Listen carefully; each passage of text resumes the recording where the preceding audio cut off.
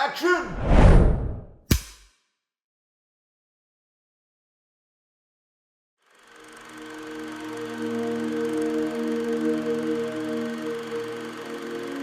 Before Jaws made history, before E.T. became legend, before Steven Spielberg was even a name you'd recognize, there was Duel, a low-budget, made-for-TV thriller about a man and a faceless, unstoppable truck.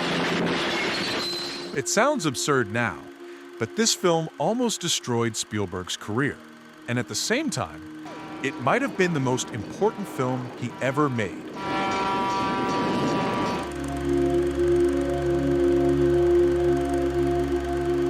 Steven Spielberg was just 24 years old when he got his first shot at directing a full-length feature. Up until then, his resume was modest. A few impressive short films, a well-received episode of Night Gallery, some buzz around the studio lot. But in 1971, Universal Studios handed him the kind of project that could either launch or kill a young career. A made-for-TV adaptation of Richard Matheson's short story, Duel. Spielberg only got the gig because veteran TV directors turned it down. No one thought a movie about a guy being chased by a truck had any real value. The assignment sounded simple: 84 minutes of screen time, a one-man show, one truck, a tiny crew, and just 13 days to shoot the entire thing. But Spielberg saw something in Duel others didn't. A stripped-down thriller that could showcase everything he knew about visual storytelling. What I learned from Hitchcock was don't ever let the audience off the hook. Be a whore about keeping the audience on tenterhooks as long as possible before giving them some clue or some kind of relief. And so if Hitchcock was ever whispering over my shoulder during the making of Duel, it was simply that. Don't answer these questions just because ABC has airtime problems and you've got an air date. Take your time and draw out the suspense as long as possible.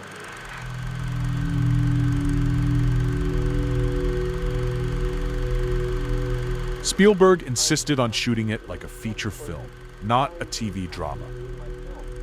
That meant real desert highways, cinematic camera movement, minimal dialogue, and tension built entirely through visuals and sound design. And here's the kicker: the villain doesn't speak. The truck has no driver. The antagonist is just a machine. That choice alone broke convention. In a world of character-driven plots, Spielberg's enemy was a diesel-powered symbol of dread. Spielberg shot over 30 setups a day, which is insanely fast for film standards. He often climbed onto moving vehicles with the camera himself to get the shots he wanted. He worked 16-hour days with minimal support.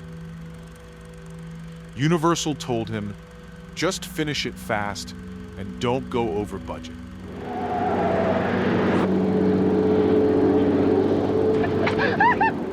But he went over time anyway, filming extra scenes without permission after the studio execs left the set. These scenes, including the now iconic final truck death plunge, were never authorized, but Spielberg knew the story needed a real ending. Quote from Spielberg years later: "I was trying to direct it like Hitchcock, not like TV." If you think you can take that truck of yours and just use it as a murder weapon, just killing people on the highway, well, you're wrong. You've got another thing coming. Now you need help. Don't you tell me I need help.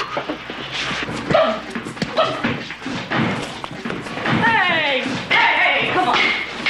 Who the hell do you think you are knocking my down there? Come on.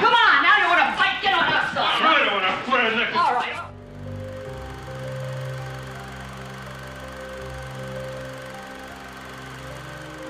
On the surface, Duel is simple. A salesman is stalked by a psychotic truck driver across the California desert.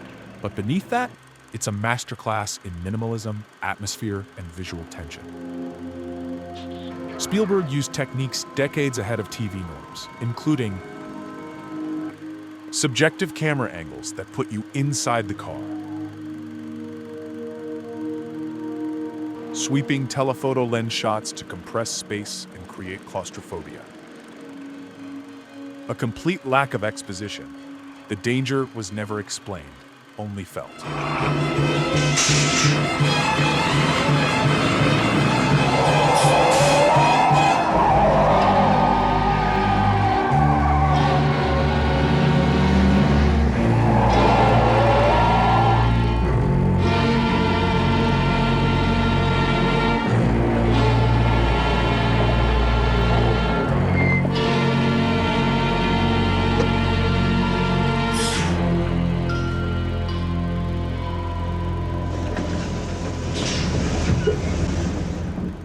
Many modern directors, from Christopher Nolan to Denis Villeneuve, have cited Duel as a formative influence.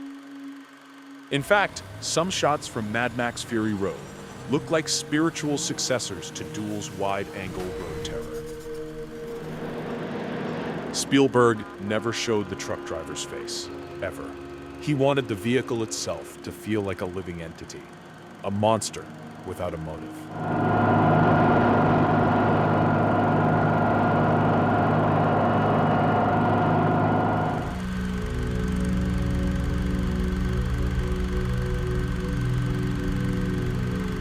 When Duel premiered on ABC in November 1971, reaction in the US was lukewarm.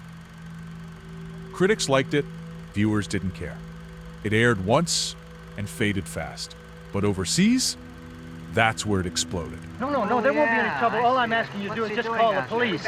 Was there an No, accident? ma'am, all I'm asking you to do is just to make a phone call. Jim, step on the My brake. life's in danger. I'm Can't you sorry, make a lousy Mr. phone call to the lousy police for me? Stop it, mister. Well, You're just drop scaring me us. off at the nearest station. I'll pay you for it. Spielberg re-edited the film, added new scenes, and pushed for a theatrical release in Europe. Audiences there saw what American TV missed: a young, visionary director playing with suspense like Hitchcock on a budget that could barely buy a new camera. It became a cult hit in France, Germany, and the UK, and film critics started asking, who the hell is this Spielberg kid?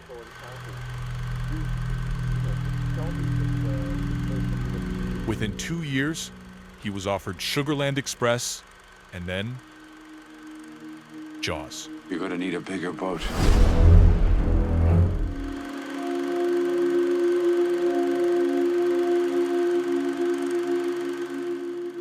Duel changed the rules for what a TV movie could be.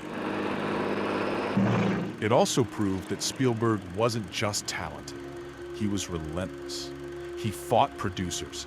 He shot illegally. He broke rules. He took risks. And that risk created a career. They said, let's plot the entire 74-minute film on an overhead map so I can just plot my cameras. So we did kind of like a architect's overhead plan of all the highways in Pear Blossom and Soledad Canyon and Sand Canyon out in Palmdale where I shot Duel, and put all of these incidents, the cafe, the phone booth, and the snake farm, all the incidents or the set pieces along the road of the narrative on this big overhead map. And it was a huge mural. It wrapped around the entire motel room that I was given to stay in for the time I shot on location. But I was able to every single day make notes on the map and plot what the menu was going to be to achieve that day, the day's work that I needed to achieve in order to stay on schedule and make a really good movie. I was able to do it from a bird's eye view looking straight down. I didn't really so much do individual storyboard frames. That would come later in my work, but on this film, that overview really helped me understand where I was. So when I jumped out of continuity, I knew exactly where I was. Without Duel, there may never have been Jaws.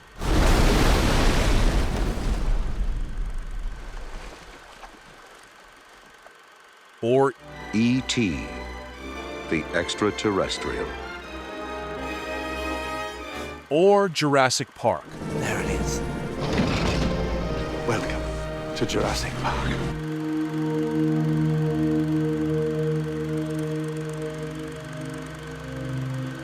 The truck used in the film was a 1955 Peterbilt 281, hand-picked by Spielberg because it looked like a prehistoric monster.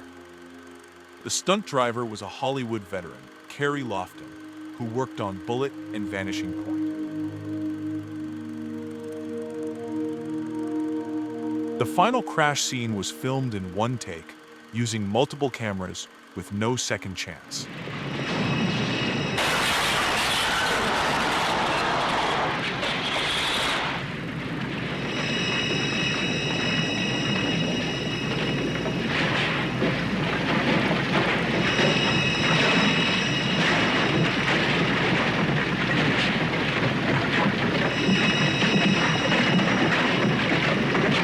The dinosaur-like roar of the truck's final crash in Duel was later reused as part of the T-Rex's victory roar in the original Jurassic Park.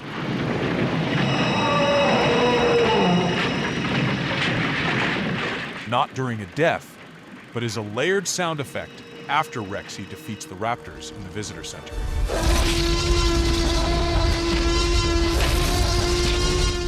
A subtle nod by Spielberg and his sound team to his first movie monster.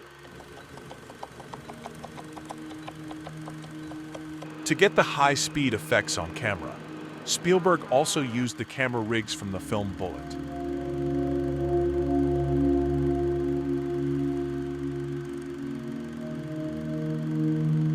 Steven Spielberg's first feature film wasn't a blockbuster. It didn't win awards. It barely aired in the US. But it was a battle, a test. A moment where a young filmmaker said, "I will not waste this chance." And against every odd, he didn't. If Duel had failed, Spielberg once said, I probably wouldn't be here today. And instead, made him a legend.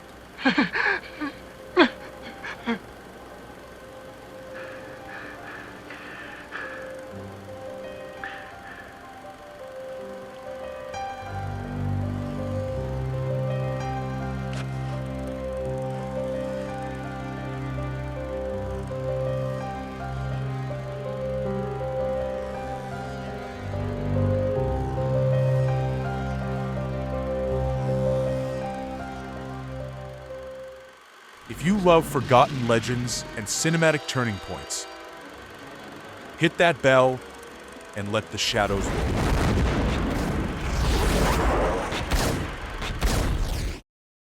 Action!